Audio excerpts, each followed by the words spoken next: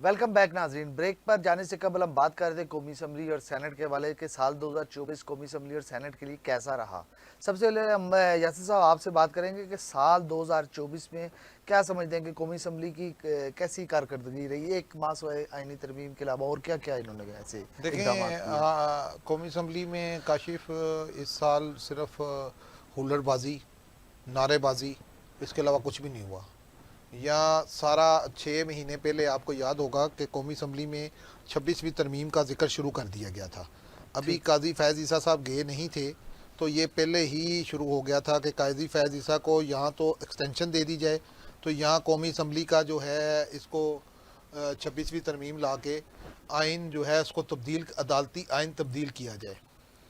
उसके अलावा आपने कौमी असम्बली में देखा कि जो मेन जो वहाँ पे जो इस साल की जो मेन क्या कहते हैं आप जमहूरियत की जीत देखी है, वो 26वीं तरमीम ही देखी है। 26वीं तरमीम के लिए पूरा साल जो है उस पर ज़ोर लगाया गया है, और उसको पास कराने के लिए पहले ही सेनेट में तैयारी कर ली गई थी, और चारों जो सूबाई असम्बली थी उससे भी तैयारी हो गई हुई थी। फिर आपने देखा कि कौमी असम्बली से जो गिरफ्तारियाँ की गई जो काबिल मजम्मत थी, चाहे वो तरीके इंसाफ के लोगों की थी, जिस तरह उनकी गिरफ्तारियाँ की गई, शेर अफजल मरवत की गिरफ्तारी की गई, और बाकी आमद डोगर की गिरफ्तारी की गई, तरीके वकास इंसाफ के अकरम। जो MNA थे उनकी गिरफ्तारियाँ की गई। उसके बाद आपने ये भी देखा कि पहली दफ़ा कौमी असम्बली के अंदर पुलिस ने जाके जो हुल्लड़बाजी की, उस वो भी एक एक असम्बली का तकद्दुस पमाल। तकद्दुस पमाल किया, जिसे बहुत बड़ा हम लोग जमहूरियत की अमारत समझते हैं, उसके अंदर जाके ये किया गया। फिर उस पर आप ये भी देखें कि जो स्पीकर कौमी असम्बली है उनका एक बहुत बड़ा इक़्तिदाम हुआ। उन्होंने अपनी इन IG इस्लामाबाद और DIG की सरजनश की, और उन लोगों को फौरी तौर पर रहा करने का हुक्म भी दिया। ये खुश आइन था। फिर आपने इसी असम्बली में देखा कि बड़ी बड़ी तकरीरें की गई, और 26 दिसंबर के वकूए के बाद जब तरीके इंसाफ के सियासी लोग यहाँ पे आए और उन्होंने वहाँ पे क्या कहते हैं D चौक पे हमला करने की कोशिश की, तो उमर अयूब की तकरीर भी बड़ी मसाल मसाल रखती, अपनी अपने आप में एक मिसाल थी, जिसमें उमर अयूब ने एक वकूआ भी सुनाया जहाँ पे टायर फट गए, गाड़ी चली और गाड़ी कहाँ से कहाँ गई, जो एक मजाक का अमल बनाया गया। उसके बाद मदारस वाला जो बिल है वो भी 26वीं तरमीम में एक आपस में एक बात तय हुई कि 26वीं तरमीम में अगर मौलाना फजल रहमान साथ देंगे तो मदारस में मुस्लिम लीग नून और पीपल्स पार्टी साथ दे के मदारस का बिल भी पास किया जाएगा। उसको बड़ी मुश्किल से वो भी पास हुआ। आपने देखा उसमें बड़े सदर पाकिस्तान आसफ अली जरदारी ने साइन करने से इनकार कर दिया। साल के आखिरी अयाम में जी, जाके। आखिरी अयाम में। बाकी तो पूरा साल आपने हुल्लड़बाजी देखी। सेनेट में आपने जो सेनेट में आप चले जाएं तो सेनेट में कायमा कमेटियों में क्या कहते हैं, वहाँ पे भी सिर्फ हुल्लड़बाजी हुई। जो जो पार्लियामेंट का जो काम है आइन को पास कराना और कानून साजी अवाम आवाम के के लिए लिए। कानून साजी करना, अवाम के लिए सहूलियात मैसर करना, इस साल कुछ नहीं हुआ। इस साल आपने पूरे साल जो है 2 दफ़ा वज़ीर आज़म को पार्लियामेंट में देखा। एक दफ़ा दो दफ़ा मियाँ नवाज शरीफ साहब को, एक दफ़ा वो वोट देने आए थे, एक दफ़ा वो हलफ उठाने आए थे, तो आपने देखा। इसी तरह आपने बहुत पार्लियामेंट में कम हाज़िरियाँ देखी। आप लेकिन वहाँ पे एक ये भी हुआ कि जब आपने देखा कि पार्लियामेंट के अंदर एक शेर अफजल मरवत की जो तकरीर थी, जिसे ख्वाजा आसफ ने खुश आइन कहा, वो बड़ी खुश आइन बात थी। फिर सरदार अलियास सादक का एक फिर तकरीर यासिर साहब वो भी थी उनकी, वो चर्र वाली जी देखिए ना, वो वही मैं बता रहा हूँ कि कि पुलिस वाले ने पकड़ा तो पुलिस, उसकी यूनिफॉर्म फट गई। देखें एक पार्लियामेंट पूरा साल मजाक बना रहा। हमने देखा कि पार्लियामेंट मजाक बना रहा, फिर सरदार अलियास सादक का कदम बढ़ा के दोनों सियासी पार्टियों को एक जगह पे बिठाना, जी। बहुत और बड़ा एक बहुत काम बड़ा था। इक़्तिदाम था। मतलब फिर राना सनाउल्लाह का बड़े बयान ऐसे पार्लियामेंट में, बड़े बड़े अच्छे काम भी हुए। लेकिन जो आखिरी 1-2 महीने थे, उसमें पार्लियामेंट ने एक 26वीं तरमीम और एक मदारस के अलावा पूरा साल जो है कौमी असम्बली ने सिर्फ हुल्लड़बाजी के अलावा कुछ कुछ भी नहीं हुआ। वो आइन की हुकूमत कापियां फाड़ी गई। हुकूमत और, अपने शोर शराबे में भी अपना बजट काम में कर आपने गई। देखा कि बजट में बेज़ाब्तगियाँ हुई, 4 दफ़ा वॉकआउट किया अपोजिशन वॉकआउट करके गई, फिर वापस आई। यानी पूरा साल इन्होंने पार्लियामेंट में अरबों रुपए अपने पे लगा के पार्लियामेंट के तकद्दस को पमाल करने के अलावा कुछ नहीं कुछ नहीं किया। डॉक्टर साहब, ये जो मुकन्नना फ्रंट फुट पर रही और अपोजिशन एहतजाज का मैदानिया बनाती रही और हुकूमत शोर शराबे में अपनी बारीक वारदात कर गई 26वीं आईनी तरमीम, तो कितनी करारदादें भी मंजूर हुई और बिल भी मंजूर हुए। आवाम की फलाह बहबूद के हवाले से देखा हमने कोई काम ऐसा नज़र नहीं आया कि कोई ऐसी आयन कानून पास किया जाए या हुआ है कोई ऐसा काम। देखें काशिफ साहब, बात यह है कि 29 फरवरी 2024 को 16वीं कौमी असम्बली वजूद में आई और इसमें 10 सेशन के दौरान हुकूमत ने 21 बिल और 12 ऑर्डीनेंस कानून साजी के लिए पेश किए। निजी हैसियत में अगर देखा जाए तो 36 बिल जो है वो पेश किए गए हुकूमत के 30, जबकि निजी बिल 6 एक्ट ऑफ पार्लियामेंट बन चुके हैं। अब आपने अवाम की बात की सर, अवाम की बात उस पार्लियामेंट में होती है जो अवाम के मुंतखब करदा नुमाइंदों के बाद तश्कील पाती है। यहाँ पर आपने देखा कि पाकिस्तान की तारीख़ में ये वो 2024, इसलिए मैं इसको स्याह तरीन साल कहता हूँ, पाकिस्तानी तारीख़ का स्याह तरीन साल। यहाँ पे अवाम के मैंडेट को, अवाम की इज़्ज़त व आबरू को इस मुक़द्दस पार्लियामेंट के नाम पर रोला गया। यहाँ पर आपने फार्म 47 वाले लोगों को बिठाकर अवाम का मजाक उड़ाया। आपने जमहूरियत के नाम पर जमहूरियत को जो टिकनी का नाच नचाया। आज भी हम उनके जो असरात हैं वो देख रहे अच्छे बुरे हैं। अंदाज में जमहूरियत जारी तो रही। सर कौन सी जमहूरियत? आप इस्लामाबाद की बात कर लें, इस्लामाबाद के 3 हलके हैं, तीनों हलकों पर तरीके इंसाफ के जो उम्मीदवार हैं वो कामयाब हुए हैं। अभी तक उनका मामला लटका हुआ है। आपका मौकफ है सर, मेरा मौकफ क्यों आपको दिखाई नहीं दे रहा? सरकारी दादोशुमार तो कुछ और हमें बताते हैं ना। सरकारी दादोशुमार क्या कहते हैं सर, बताएं हमारे जो जीते हैं वो बैठे हैं असेंबली में। सरकारी दादोशुमार ये कहते हैं सर, ये सरकारी दादोशुमार नहीं है। आप इलेक्शन कमीशन ऑफ पाकिस्तान की जो उन्होंने इस पर हेयरिंग्स की हैं, जो मामला अभी तक पेंडिंग है। फिर अब रिसेंटली आपने देखा कि इस्लामाबाद हाई कोर्ट ने जो इस हवाले से जो बेंचेस तश्कील दिए गए थे उस पर भी वो उस तरह कार्रवाई नहीं हो सकी। तो लेकिन सर इस बात को आप तस्लीम करने से या इस बात से आप कैसे राह फरार इख्तियार कर सकते हैं कि पाकिस्तान की तारीख़ में पहली दफ़ा आवाम को ही, चाहे बेशक बानी PTI की जो मेहनत थी जो उसी से आवाम को पता चला, वरना आवाम को इससे पहले फार्म 45 और फार्म 47 के हवाले से उस तरह आगाही हासिल नहीं थी। अब जब आवाम ने पूरा पहरा दिया, कहना चाह रहे हैं कि इंतशारी टोले ने हमें जो है आवाम के हकूक पर डाका डाला। देखे नहीं कर रहा है सब इंतशारी टोला। आप देखे मेरी बात सुने, ये जो बात कर रहे हैं सरकारी वही साहब जो बात कर रहे हैं, देखें अभी तक आप फार्म 45 47 भी एक हकीकत है, लेकिन अब जब तक उस पर कोई फैसला नहीं आ सकता तो हम लोग क्योंकि तजिया नगार हैं, हम लोग जो चीज़ें देख रहे होते हैं वो चीज़ें बता रहे होते हैं। हम ये नहीं कह सकते कि वहाँ पे इस टाइम जो सरकारी तौर पे और नीम सरकारी और सरकारी तौर पे जो आपके MNA बैठे हैं तीनों, वो मुस्लिम लीग नून के हैं। और इंतशारी टोले की जो बात आप कर रहे हैं, देखें इंतशारी टोले ने हमारे मुल्क की बर्बादी निकाली है और बुरी तरह बर्बादी निकाली है। इस बात को आप बिल्कुल भी हज़फ नहीं कर सकते कि हमारे मुल्क में तरीके इंसाफ ने अपनी ज़िद पे, बानी PTI ने जो अपनी ज़िद लगाई हुई है कि मैं ना मानूं, अभी भी देखें आप लोग, ये देखें जो मुज़ाकरात हो रहे हैं, इन मुज़ाकरात में आप ये सारा कुछ देखें कि आपको क्या लगता है कि अगर बानी PTI किसी चीज़ की हामी भर लेते हैं तो वो बाहर निकल पे उस पर पूरा उतर सकेंगे? आज तक उन्होंने जो कहा है वो उसके ऑपोजिट चले हैं। देखिए यासिर साहब, बात ये है काशिफ साहब, यासिर साहब, मैं डॉक्टर साहब दोबारा आपकी तरफ आऊंगा। मैं पहले नहीं सर, मैं अपनी देखिए मैं बरीरा को टाइम देना चाहूंगा। आप बात कंप्लीट करने देंगे सर? बताएं कि ये जो सर काशिफ साहब ये ज्यादती है। मैं अपनी बात कंप्लीट करूंगा। जिसको आप अवाम की अक्सरियत को अगर आप इंतशारी टोला कहते हैं तो फिर आप में और जमहूरियत के जो कुफी जो नाम निहाद पार्लियामेंट में बैठे हैं उनमें कोई फर्क नहीं।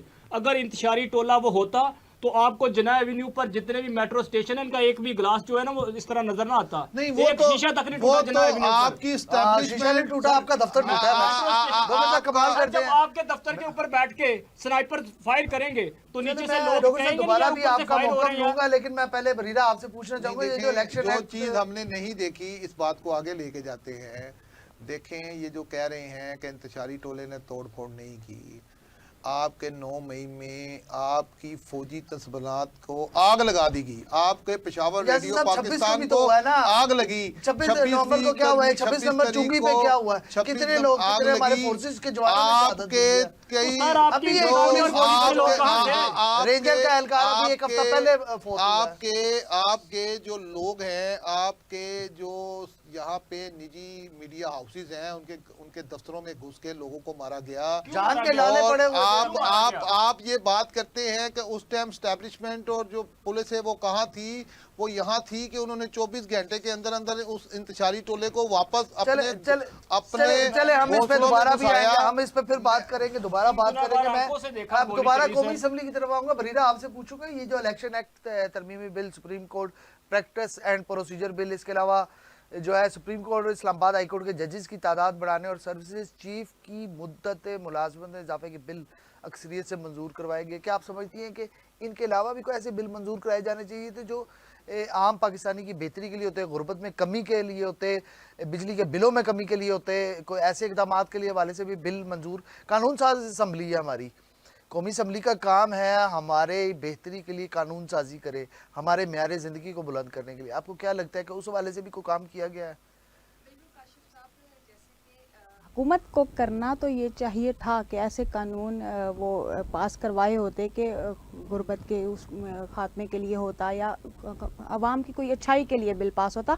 लेकिन जैसे कि 36 बिल जो मंजूर करवाए गए हैं, उसमें से जो 30 बिल हैं वो हुकूमत की जानिब से पेश किए गए थे और वो मंजूर करवाए गए हैं। उनमें यही देखा जा रहा है कि इलेक्शन एक्ट और इसके अलावा जजेस की तादाद में इजाफा और मुद्दत मुलाजमत में इजाफे के बिल हैं। और कहा यह जाता है हुकूमत की जानिब से कि जो जजेस की तादाद में इजाफे का बिल मंजूर करवाया गया, उससे एक तरह ये किया जा रहा है कि जजेस की तादाद में इजाफा होगा और उससे जो ज़ेर इल्तवा केसेस हैं वो जल्दी सुने जा सकेंगे और इस तरह जो एक तरह से इंसाफ दिया जा सकेगा लोगों को।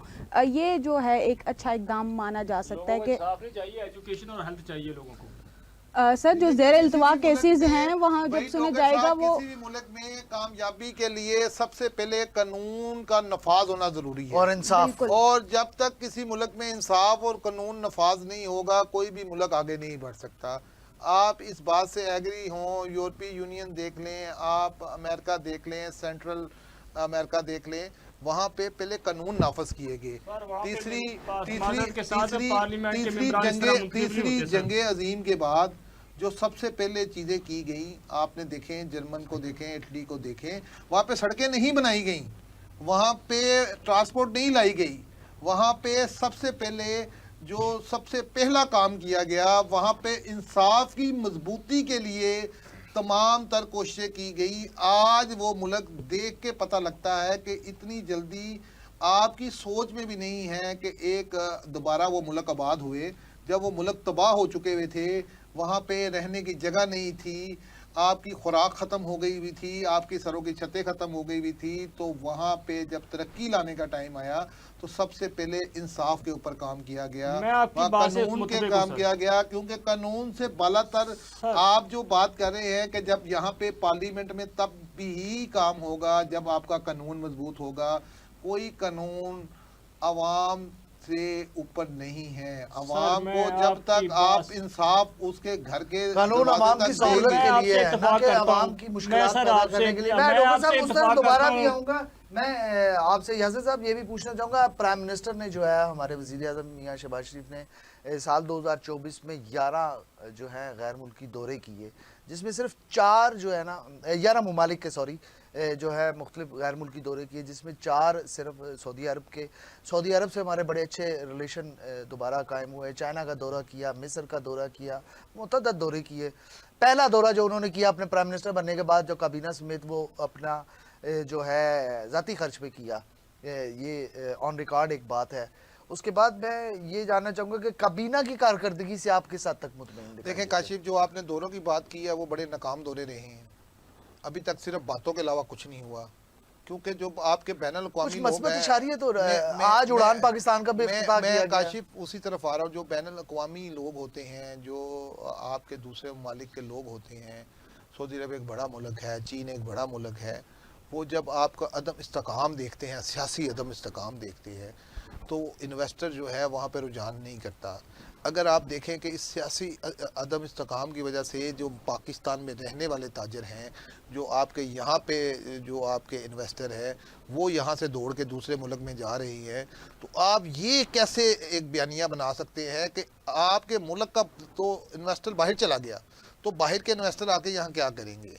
देखें, आपने सबसे पहले किसी भी जगह पे पाकिस्तान को, अगर आप ये समझ रहे हैं कि 2025 का साल पाकिस्तान के लिए एक चमकता हुआ सूरज की तरह है, तो आपको सियासी अदम इस्तेकाम ख़त्म करना पड़ेगा। सही। और वो सियासी अदम इस्तेकाम के लिए तमाम सियासी पार्टियों को अपना दिल बड़ा करके एक जगह पे बैठना पड़ेगा। और जब तक ये नहीं बैठेंगे, मैं आपसे ये बात का दावा करके जा रहा हूँ कि अगर ये सियासी अदम इस्तेकाम ख़त्म ना हुआ तो 2025-2024 से बेहतर नहीं हो सकता। उसको बेहतर करने के लिए आपको सियासी इस्तेकाम बहुत ज़रूरी है और इंसाफ बहुत ज़रूरी है। जब तक आपकी अदालतें जो हैं, जो आपकी सुप्रीम अदालतें हैं, वो आपके फ़ैसले फौरी तौर पे नहीं करेंगे। जिस तरह अभी वहीद ने ये बात कही कि जी वो पार्लियामेंट, आप देखें 10-10 साल 15-15 साल से सुप्रीम कोर्ट में जो केसेस हैं वो ज़ेर अल्तवा पड़े हुए हैं, ये हमें क्यों नहीं नज़र आता? कई पीछे आपने देखा कि एक फ़ैसला हुआ, एक मुजरम को बरी कर दिया गया और उसको मरे हुए 5 साल हो गए हुए थे। और आपने ये भी देखा कि कई ऐसे फ़ैसले हुए जब जिनके हक़ में फ़ैसले किए गए वो इस दुनिया फ़ानी से रुखसत कर चुके थे।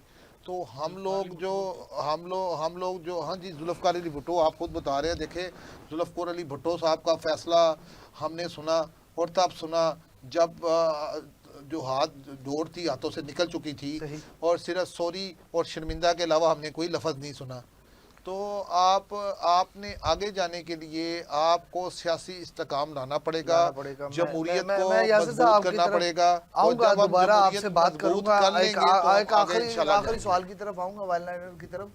डॉक्टर साहब, काबीना की कारकर्दगी से आप मुतमईन हैं कि काबीना ने जो अपना इजलास किए, उसमें जो फैसले किए, जो चीज़ें इन्होंने फॉरवर्ड की आगे असम्बली की तरफ कवानीन को, आप मुतमईन हैं काबीना की कारकर्दगी साल 2024? काशिफ साहब, इसमें मैं बाद में आऊँगा। पहले आपने जो मुझे आए शाए करके निकल गए ना, तो यासिर साहब ने कहा जी कि जर्मनी की, डेनमार्क, फिनलैंड, नॉर्वे, बहुत सारे ममालिक की मिसाल दी। वहाँ पर फाइनेंशियल करप्ट को वो कौम जो है वो हकारत की नज़र से देखती है। हमारे यहाँ फाइनेंशियल करप्ट को आप बड़े ओहदे पे जाके बिठा देते हैं, ऐसा नहीं होता। दूसरी सर, मेरा मतलब कहना चाह रहे हैं कि हमें फराह गोगी को भी जेल में बैंड दी बार करना चाहिए तो करें, आप उसको भी करें, चले आप कंटिन्यू पर फॉर्म 47 की कैबिनेट की कारकर्दगी से मैं तो मुतमिन नहीं हूँ। ठीक, मतलब आपको लगता है कि कारकर्दगी इनकी अच्छी नहीं? देखिए, फॉर्म 45 और 47 की बात ही नहीं है वहीद भाई। जब तक वहीद डोगर साहब, जब तक सियासी, देखे जो बात, जब मैं बात करता हूँ सियासी इस्तेकाम की, उसमें सब कुछ जो है वो एक जगह पे आ जाता है। अगर सियासी इस्तेकाम नहीं है, फॉर्म 45 की गवर्नमेंट है, तो क्यों 47 की गवर्नमेंट है, तो क्यों पार्लियामेंट में फॉर्म 45 वाले? काशिफ, जो अहम बात है, अगर ये फॉर्म 47 की गवर्नमेंट है तो क्यों फॉर्म 45 वाले उस पार्लियामेंट में बैठे हुए हैं जिस पार्लियामेंट को ये झूठा कहते हैं? और जब आपने देखा, आप ये बात जो है, मैं आपकी बात काट रहा हूँ, ये बड़ी अहम बात है। उस टाइम जब पाकिस्तान अपनी डगर पे चल रहा था, तो ये असम्बलियां तोड़ के तब क्यों निकले? तब तो फॉर्म 45 वाले लोग थे जी। अब ये लोग कहते हैं जी फॉर्म 47 वाले लोग बैठे हुए हैं और हम उनको नहीं मानते। पंजाब असेंबली, पंजाब असेंबली आपने पार्लियामेंट में आपने केपी के गवर्नमेंट तोड़ दी। जब केपी के गवर्नमेंट अपनी डगर पे चल रही थी, आज वहाँ पे दहशतगर्दी की लहर दौड़ रही है। आपकी पार्लियामेंट नहीं थी, गवर्नर राज वहाँ एक किस्म का लगा हुआ था, किसी को कुछ नहीं पता था कि केपीके में क्या हो रहा है। बजट बंद हो गया उसका। अगर ये केपीके की गवर्नमेंट ना तोड़ते, जब इनसे रिक्वेस्ट की गई कि केपीके के हालात ऐसे नहीं हैं कि वहाँ पे जमहूरियत को ख़त्म किया जाए, अगर ये वहाँ जमहूरियत ख़त्म ना करते, आप यकीन माने कि ये दहशतगर्दी जो इतनी ज़्यादा फैली है, ये इसमें भी इन्हीं लोगों का हाथ है। आपने अगर फॉर्म 45 वाले आपको पसंद नहीं है, आप अवाम के पास आए, अपने इस्तीफे दें और अवाम के पास आ जाए। 47 और 45 मैं का यासिर गुजारा हो साहब जाएगा। दोबारा भी आऊंगा। बरीरा आपसे पूछूंगा कि कभी वेंटिलेटर तो कभी ऑपरेशन थिएटर।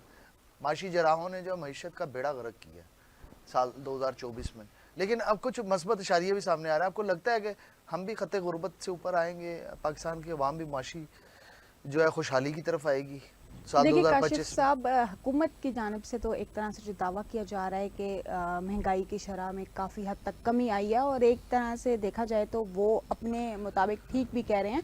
लेकिन अगर जो दूसरे हकाइक की, असल हकाइक की जानिब हम देखें तो पब्लिक तो ऐसा मानने को तैयार नहीं है। और आप उसको कर लें तो ऐसा माने भी क्यों पब्लिक, देखा जाए तो वहाँ बेरोजगारी में इस साल इतना इजाफा देखने को मिला है। बिजली के बिलों पे टैक्सेस हमने देखे हैं, गैस के बिलों में टैक्सेस देखे हैं, या कॉस्मेटिक्स पे हमने टैक्स देखा है, हर कापियों किताबों पे हर जगह हम जो कि एजुकेशन, जिस तरह डॉक्टर साहब ने बात की थी कि इम्पोर्टेंट चीज़ है, उस पे हमने टैक्स देखा है कि अब वालिदैन परेशान है कि हम अब बच्चों को खिलाएं या मियारी तालीम दिलवाएं। सेहत के हवाले से भी, सेहत के हवाले से भी हर चीज़ों पे टैक्स में ने इस साल अवाम को अच्छा खासा कोई सेहत घेर का लिया है। मंसूबा असम्बली में डिस्कस नहीं हुआ, सेनेट में डिस्कस नहीं हुआ, कोई इस हवाले से पूरे पाकिस्तान में। हेल्थ मिनिस्टर नहीं आया जी आपका असेंबली में। वो प्रेमा दूध 165 का आता था, अब 380 का हो गया। बिल्कुल यही चल रहा है। तो पब्लिक तो इस चीज़ को मानने को तैयार नहीं है कि जो महंगाई की शरह कम करने के दावे किए जा रहे हैं वो है, हकीकत भी है या नहीं। लोग तो खुदकुशियाँ करने तक इस हाल मजबूर हुए हैं कि खुदकुशी तक कर ली जाए, और जो जितने भी उनके दावे हैं वो पब्लिक तो नहीं मान रही इस चीज़ को। पब्लिक के लिए तो ये साल मुश्किल तरीन साल रहा, और उसमें उन्होंने काफ़ी मायूसियों का सामना रहा उन्हें, और वो इस हुकूमत की कारकर्दगी से बिल्कुल मुतमईन नज़र नहीं आए कि महंगाई जो कम की जा रही है वो हमें भी दिखाई जाएगा कहाँ महंगाई कम की गई है। जहाँ मार्केट में निकल रहे हैं वहाँ तो इतने तूफान आया हुआ है महंगाई का। प्रोग्राम का वक्त शॉर्ट है, ख़त्म हो रहा है। अपने वन लाइनर की तरफ जाऊंगा। यासिर साहब, सबसे पहले आपसे पूछूंगा, साल 2025 क्या समझते हैं? हमारा प्रोग्राम ख़त्म होगा तो साल 2025 शुरू, या आज का प्रोग्राम ख़त्म होगा साल 2025 शुरू हो जाएगा। अपने देखने वालों को क्या मैसेज देंगे? मैं ये मैसेज दूंगा कि एक बन के रहो, एक बन के बढ़ो, और अवानों को ये मैसेज दूंगा कि हमें मजबूत जमहूरियत की ज़रूरत है। डॉक्टर साहब। व्यवस्था रहा शदर से उम्मीदें बहार रख। बरीरा। सियासी जमातों और हुकूमत जो स्पेशली है, उन्हें आपसी इख्तलाफात मिटाकर पाकिस्तान की तरक्की के लिए काम करेंगे तो कुछ बनेगा, वरना करप्शन से कुछ नहीं होने वाला पाकिस्तान का। खुदा करे मेरे अर्ज़े पाक पर उतरे वो फसले गुल जिसे अंदेशा ज़वाल ना हो।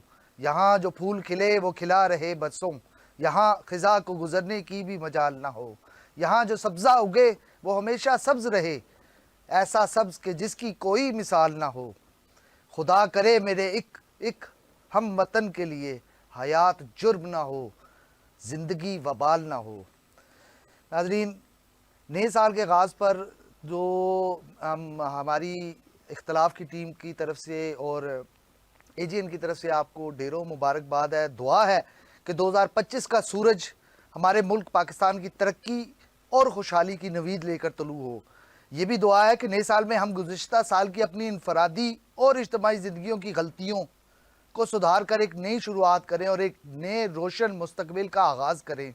दुआ गो हैं कि 2024 में दुनिया को जिन मुआशी, सियासी और अमन व अमान के बहरानों का सामना रहा, नए साल में इन पर काबू पाया जा सके। नया साल पाकिस्तान समेत पूरी दुनिया से भूख, अफलास, जंग, दहशतगर्दी, जराइम, फ़िरकावारियत और तबकाती तकसीम के ख़ात्मे का साल साबित हो। हम दुआ गो हैं कि पाकिस्तान के लिए 2025 का साल एक नया और अच्छा साल साबित हो। इसके साथ ही अपने मेज़बान राजा काशिफ को इजाज़त दीजिए। साल 2024 का हमारा आखिरी प्रोग्राम, इंशाल्लाह आपसे अगले प्रोग्राम साल 2025 में मिलेंगे। तमाम इख्तलाफ की टीम और एजीएन की तरफ से आपको नए साल की मुबारक हो। अल्लाह हाफ़िज़।